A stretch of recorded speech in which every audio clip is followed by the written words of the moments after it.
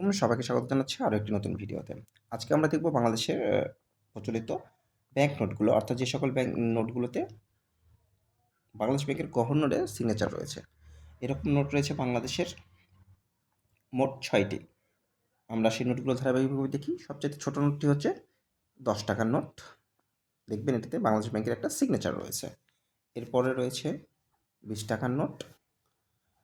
২০ টাকার নোটের চাইতে বড় নোটটি হচ্ছে ৫০ টাকার নোট। ৫০ টাকার নোটের চাইতে বড় নোটটি হচ্ছে ১০০ টাকার নোট, এবং ১০০ টাকার পরবর্তী নোটটি হচ্ছে বাংলাদেশ ব্যাংকের ২০০ টাকার নোট।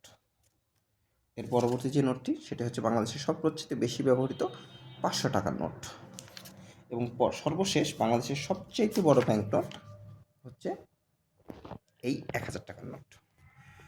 বাংলাদেশ ব্যাংকের টাকা সম্পর্কিত আরও বিস্তারিত জানতে হলে চ্যানেলটিকে সাবস্ক্রাইব করুন এবং সঙ্গে থাকুন। ধন্যবাদ।